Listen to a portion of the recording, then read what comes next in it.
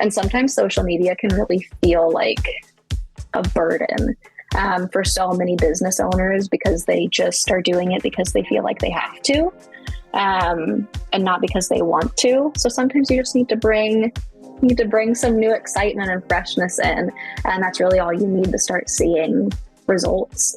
Is going to skew younger. Pinterest is going to skew female. Facebook is going to skew older, but Instagram is kind of the melting pot and brings everyone. We have an amazing episode today. It's sort of like a mini Instagram masterclass by Courtney Quinn. But before we get there, I would like to introduce our sponsor for today's video. I love getting notifications on Instagram when I get a like or a comment. The other type of notification that I like getting is from Auro, like the one I got yesterday. My data was removed from another data broker. Today's sponsor, Auro, does this for me. An account with them keeps me safe from hackers, scammers, and spammers. I can think of one person who wouldn't want their celebrity crush to follow them back on Instagram. And similarly, I can't think of anyone who would want their personal information getting exposed. This is where Auro's protective functions come into play. Auro continuously monitors the dark web, looking for your emails, passwords, and social security numbers, and sends you alerts as soon as they find anything. Last year, a total of $5.9 billion in personal financial losses were reported due to fraud. Therefore, you will love Auro's ability to give you near real-time alerts on suspicious credit inquiries, like if someone was opening a credit card or a loan in your name. Bot comments on Instagram posts can be very annoying.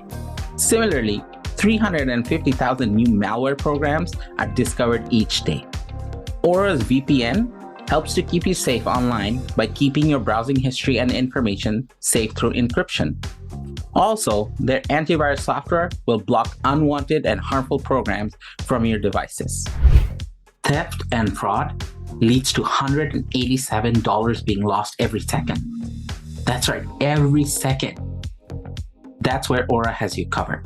Protect yourself and your family by visiting this link below. It's auro.com/the-s-factor. It will be in the description below. And I got the hookups for you. By visiting this link, you get a 14-day free trial. So you have absolutely nothing to lose by seeing how exposed your personal information is on the web.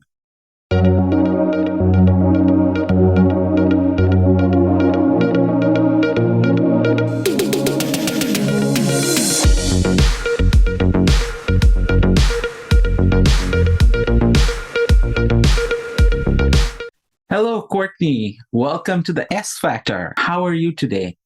I am so good. Thank you. How are you? I'm doing very well. Thank you. I'm very excited having you here on this episode. I know this is going to be a lot of valuable information, especially when it comes to Instagram, leveraging Instagram for your business. You are the expert and you're going to share those, the secrets to success with Instagram with us today. And Absolutely. And before we get there, though, let's talk a little bit about you. So you launched your agency in 2021, correct? Correct. Awesome. And what sort of led up to you launching this particular business? Yeah. So I run a digital marketing, social media management agency now, but my time on social media really kind of started back in 2018.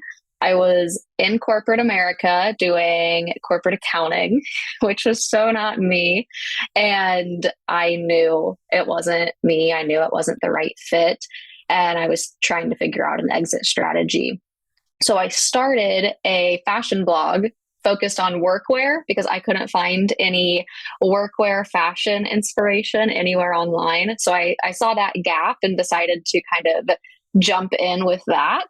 And my plan there was really to build out a social presence and a blog that I could monetize and use that as my jumping point out of corporate.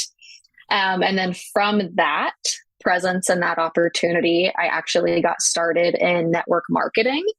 And so was selling hair and skincare products. And that actually is what took off for me. And that's what allowed me to leave my corporate job. So I left corporate America after 1 year of being stuck in there and started running my own business. But after a while, I kind of realized that wasn't quite it for me either. I didn't like the restraints that I had. I wasn't really running my own business. And then the pandemic hit, things kind of started to take a downturn a little bit. And I was like, okay, what's next? And really took some time to think about where I could add value into people's lives and be able to help them with the knowledge and skill set that I had, and realized that I was actually pretty savvy with social media, and that I could help people successfully build brands and build a strong, engaged presence on social media for their businesses, because I'd already done it for 2 businesses of my own, and just kind of went all in with that. I left network marketing on the side and was like, okay, I have to dive into this. I don't have another option. I don't have a safety net. And I just made it work.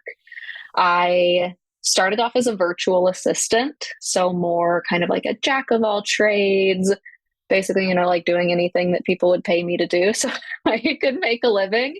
And it's kind of evolved from there. I realized that if I started marketing myself as a social media manager instead of a virtual assistant, it had a little bit more air of authority, where I could charge a little bit higher. I could charge higher prices because I was an expert instead of being that jack of all trades.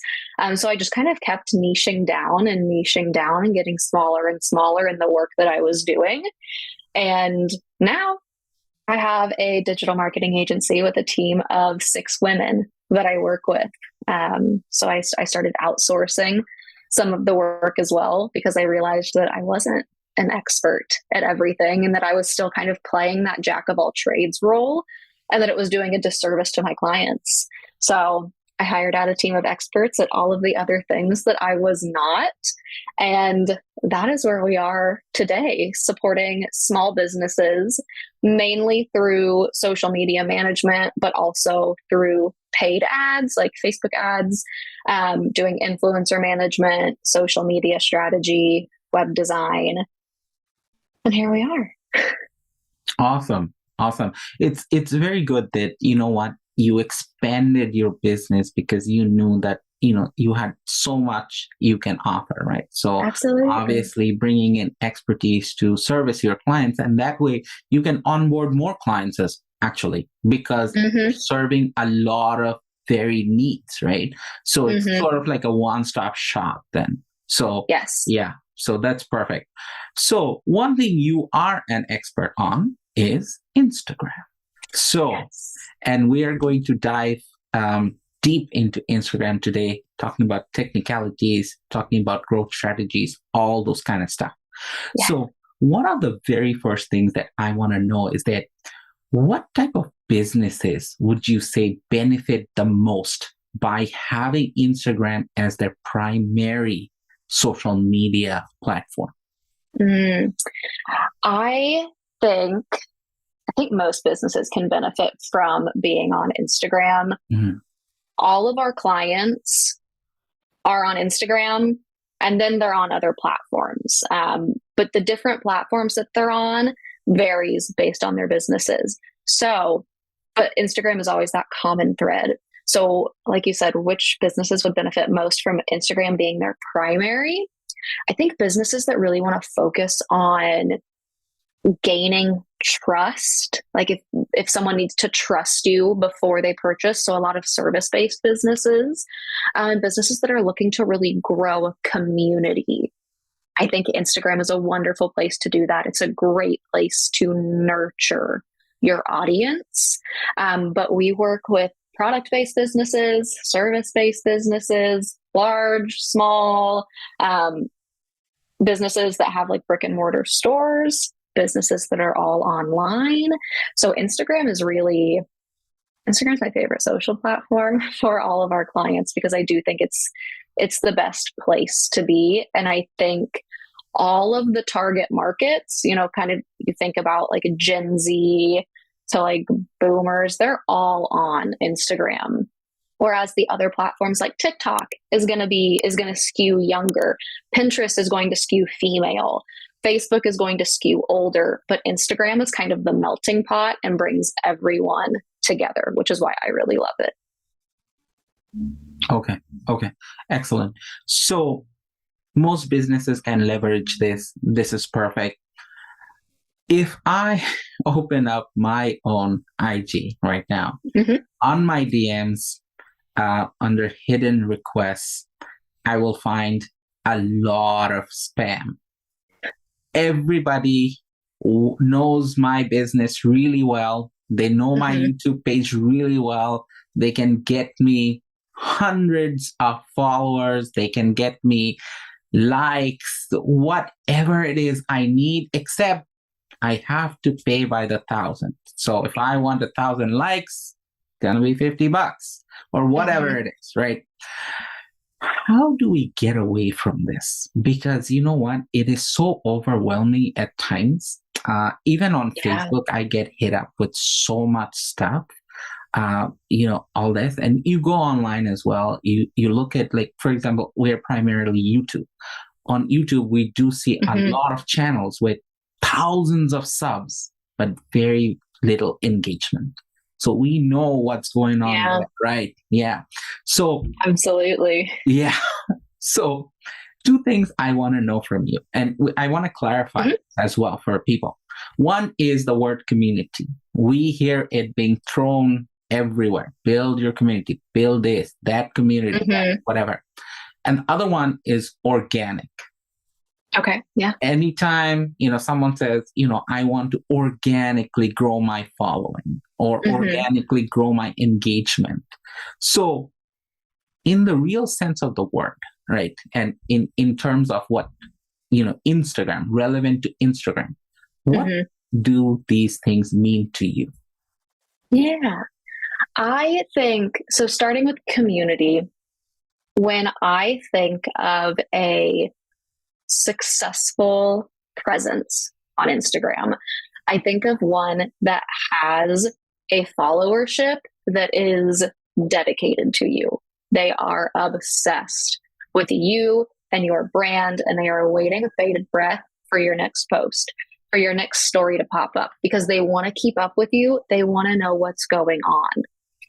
And you can really kind of foster that through nurturing your audience and making sure that they feel seen and heard. There are so many different things that you can call like an audience, a community on Instagram too. I feel like community is kind of just like the most wholesome, makes people feel good. People want to be a part of something.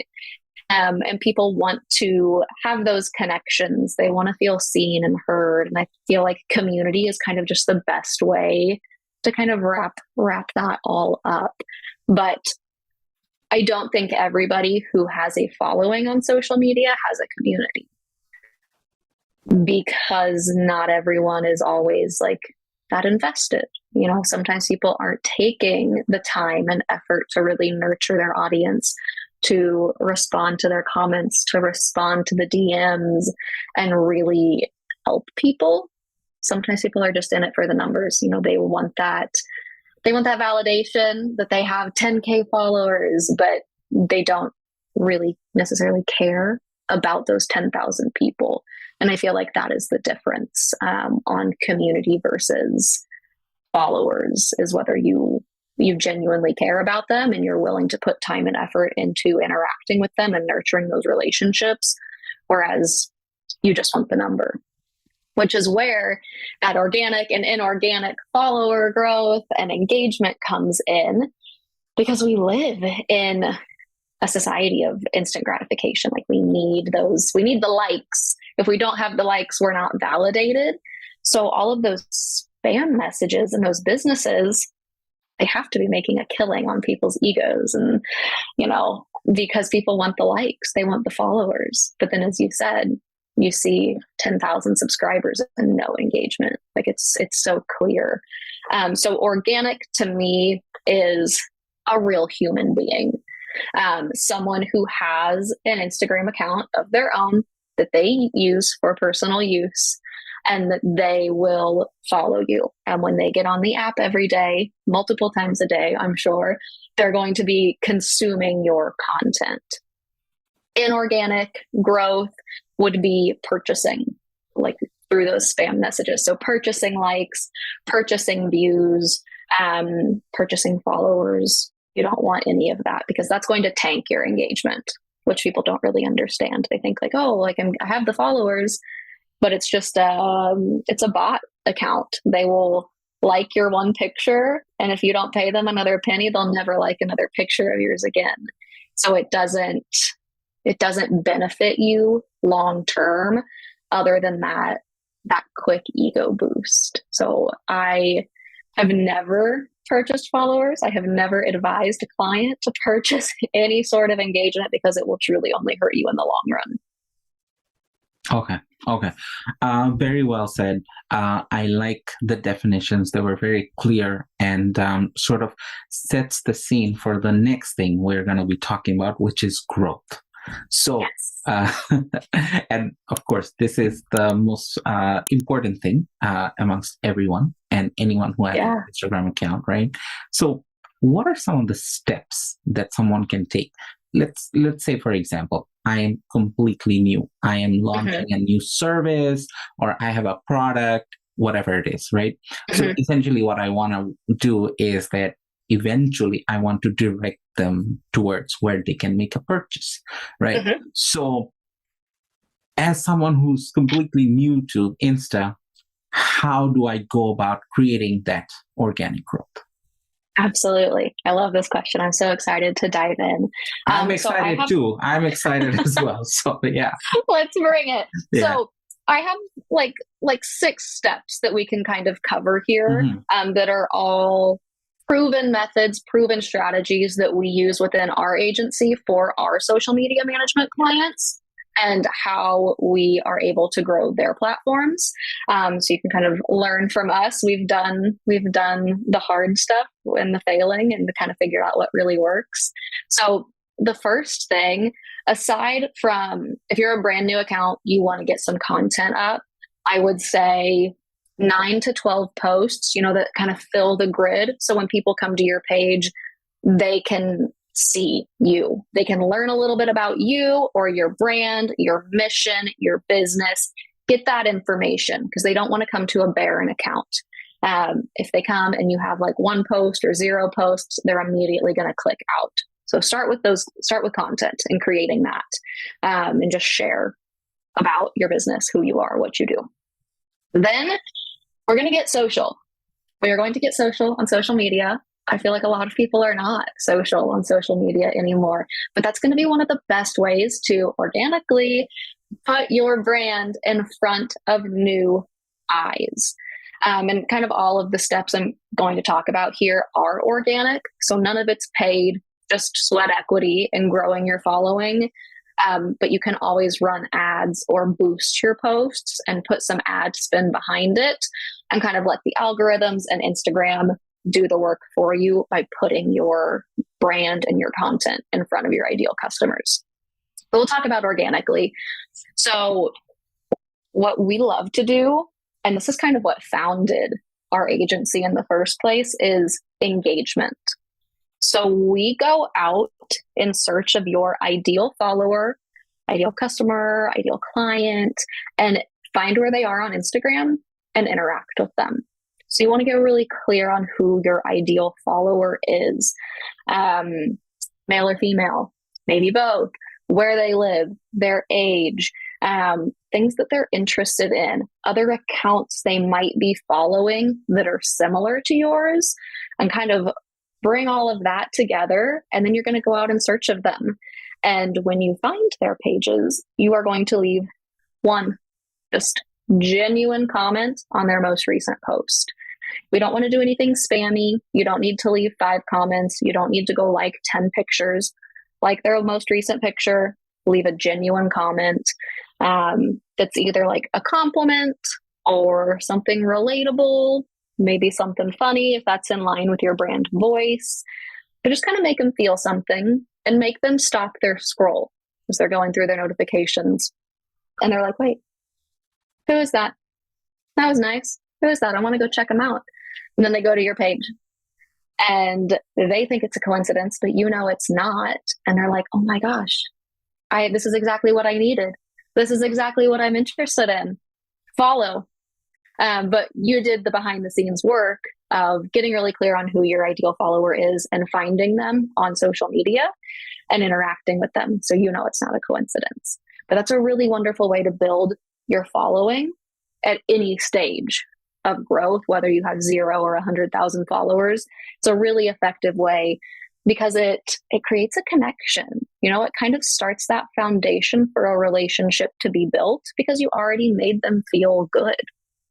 And we'll find people through hashtags, through locations, or through other accounts that are similar.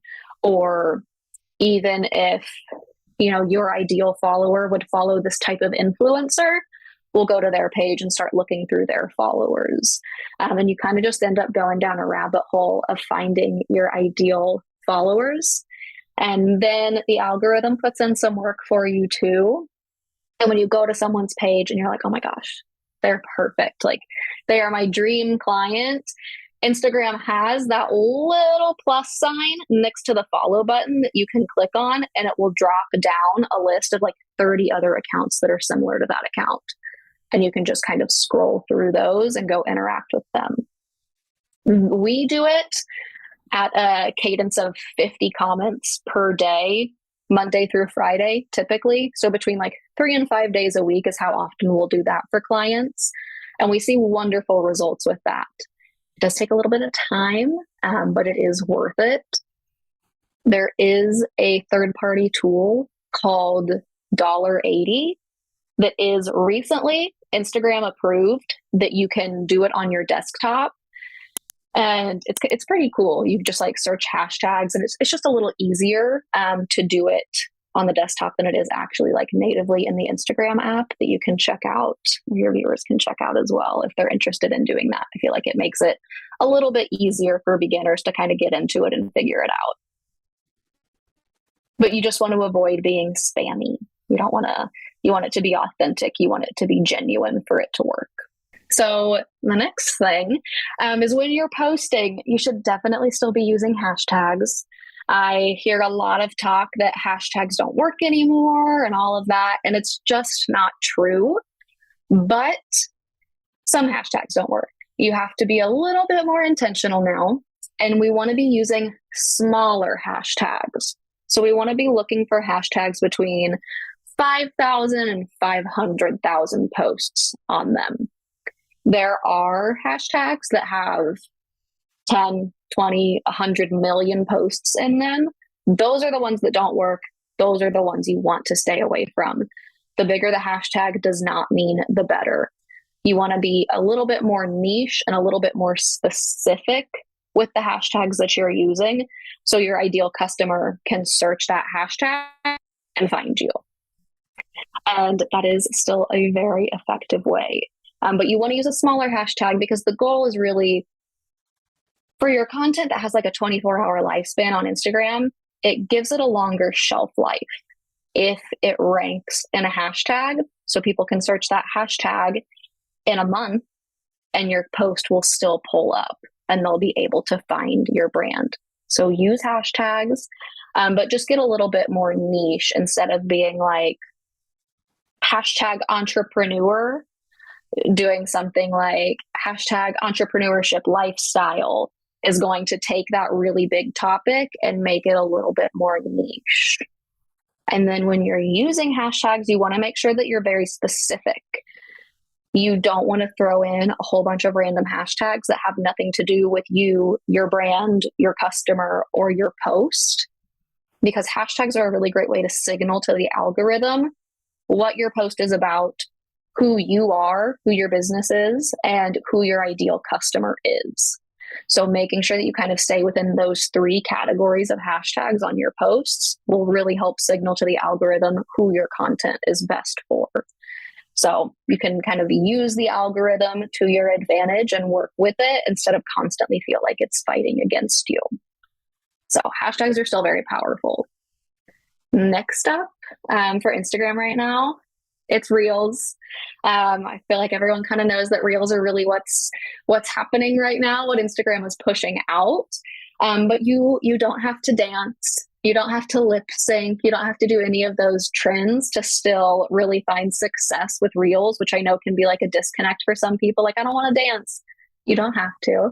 You don't have to dance. You don't have to point. You absolutely can. And using trending sounds will help, but you can still utilize trending sounds without having to do dances or the lip syncing. But when you use Reels, the way the algorithm is designed is to show your content to new people who don't already follow you.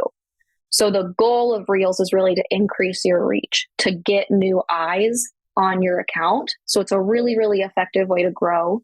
The more consistent with Reels you are, the better. The more opportunities you have to go viral or more opportunities for more eyeballs.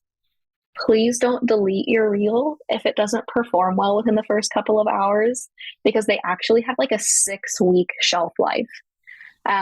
So sometimes we'll post reels and they'll kind of flop. And we're like, dang, I really thought that was going to go really well.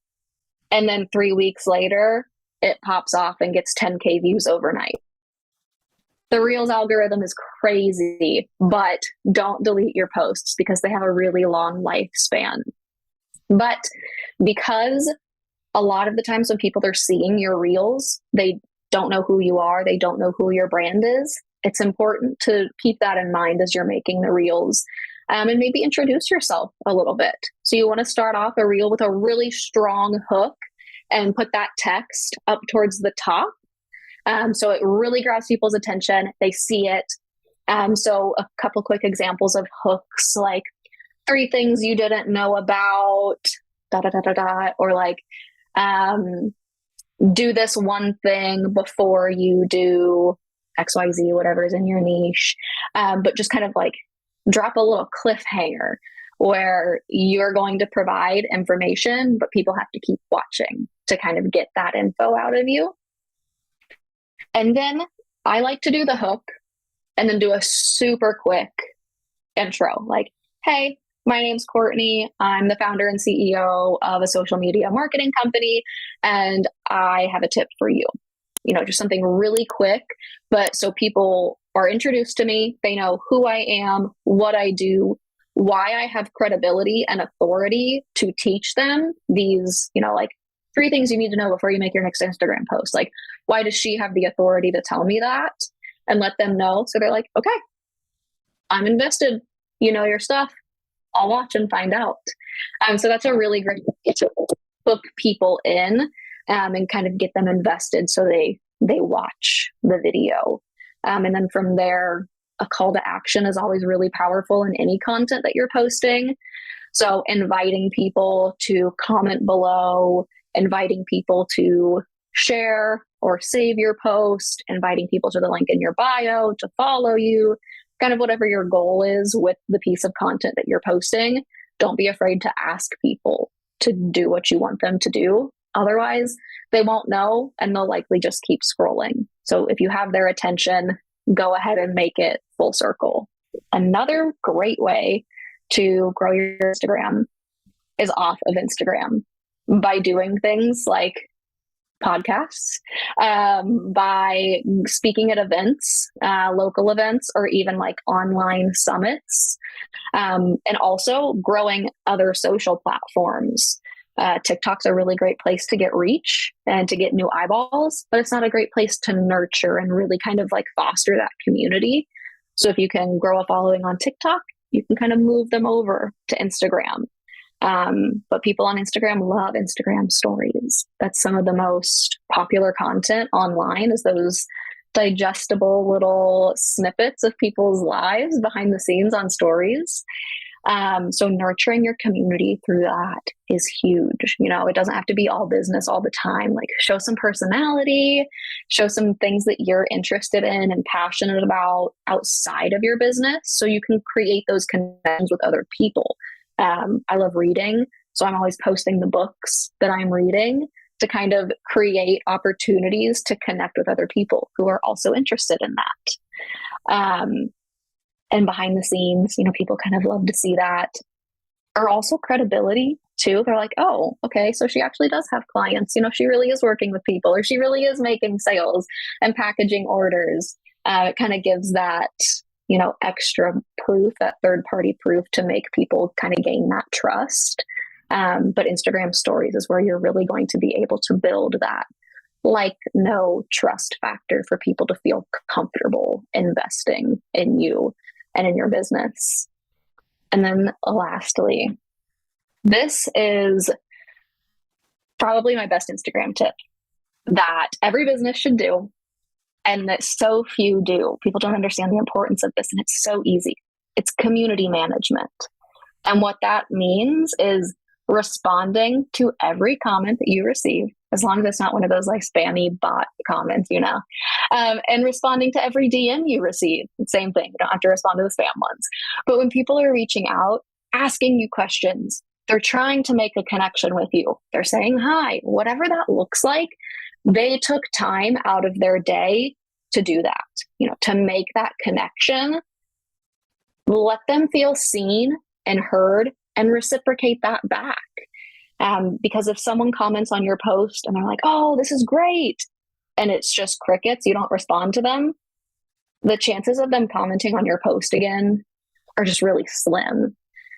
But if someone posts a comment and is like, oh, this is so great, and you're like, oh, wow, thank you so much, that means the world, I'm so happy to have you here. They're like, oh my gosh. And so few businesses actually do this, that the ones that do, and they take the time to respond, really stand out and really kind of foster that community and start building a followership of people that are invested and are devoted, lifelong followers and customers. So that is absolutely huge. And then it's an extra bonus in the algorithm too, because the algorithm is like, hey, these people are talking. They're going at it in the comments. They're talking a lot in the DMs. They this person likes this business. Let's show their content to them more. So it will boost your content in their algorithms, so you're seen more as well, which will increase your engagement. So that's going to be huge. Awesome. Those are excellent tips. You've gone into detail. You've explained why. And I think that, anyone starting out or already in their Instagram journey, they will find this so valuable. Excellent. Thank you, Courtney. Thank you so much for all that info. Oh, thank you. So I got two last things before, as we're winding down, we got two last things. One is a rapid round, and one is a success story from one of your clients. So I'll start with the rapid round first. You have to answer the first thing which comes to your mind. Okay. Does follow for follow work? At the end of the day, yes, I think it does. But when you have the opportunity to create a little bit more of a connection, by leaving a comment first and then following them, I think that's a whole lot more effective than just going through a list and hitting follow. Okay. That, I don't think that really works. All right. Got it. Long term, at least. Awesome. Next thing, how often should one post? Great question. Don't post every day. You don't need to. I think between 3 to 5 posts a week is a real sweet spot. But depending on your business, sometimes people just need an active presence, and they don't necessarily need to get clients or customers from Instagram. And I think if you just need to have an active presence, maybe one post a week is fine. Like if you're a dentist office or something like that. But if you're really looking to grow your social following, you're looking to build that like, know, trust factor and get clients from social media 3 to 5 times a week. Okay, 3 to 5 times. And once, if it's just a business which has, say, a brick and mortar store or a dental practice, etc. Okay, perfect. Yeah, if you just know you need to have a social presence to stay relevant or so people can come check you out. Yeah, if you aren't looking to grow. Right. Awesome. Final thing, you have worked with a lot of clients already. You brought about a lot of success. Can you tell us about one of these instances, please? Yes. We have been working with a food blogger for over a year now. And when she came to us, she was really burnout. She was uninspired, not very happy with how things were going on social. She'd had a lot of luck early on, back with the older algorithms when it was easier to grow. And then she just really plateaued for a couple of years. She brought us on and we immediately helped her take things up a notch and just like got her re-inspired again. So within our first month of working with her, we increased her blog traffic from Instagram alone by over 190%, which was just, it was crazy. And she saw a direct return on that in her, ad revenue from her blog. And we've helped grow her following, which was stagnant, seriously, for years. We immediately grew her following by like 7,000 followers in just a few months. So sometimes it just takes like some outside eyes, some new strategy, and excitement too. Like I love what I do and I love being able to step in and help people. And sometimes social media can really feel like a burden for so many business owners because they just are doing it because they feel like they have to. And not because they want to. So sometimes you just need to bring some new excitement and freshness in. And that's really all you need to start seeing results. So we just started posting consistently for her, directing traffic to the blog, and then started really putting an emphasis on reels as well. And I think now, over a year later, we've seen over a 20,000 follower increase on Instagram, and on Facebook, she's seen maybe like 17,000 followers increase, but that has been, I think, in less than a year. We didn't initially start in her Facebook. So that's been exciting. I love working with our clients and helping them get excited about their businesses again and just like taking that burden off of them, which I feel like social media managers are able to do for a lot of entrepreneurs. Awesome. And just by listening to you, this has been like a mini masterclass. And the thing is that it's like anyone listening to you should be now more excited and equipped with more knowledge to go out there and start working on their social, getting it out there, putting in that work, sweat equity, as you said. Yes, absolutely. I love giving people a roadmap so they can feel comfortable and confident to take it on themselves. And you've got a 6-step process to, take on right now and start seeing differences. Be consistent, give yourself a few months, give yourself some grace. But the consistency compounds and will pay off for sure. Awesome. So final thing, Courtney, if people wanted to find you, where would they look? Absolutely. You can find us on Instagram at @quincreative.co. And that's really kind of our hub. You can find our website at quincreativeco.com as well.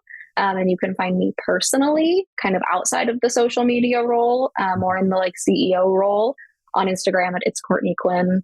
We're also on all the other social platforms as well at Quinn Creative Co. And you can connect with us there. And you can always send an email to hello@quincreativeco if you're needing support, have questions, are interested in working together, or think you might benefit from social strategy or are interested in any of our social media courses. Right. Perfect.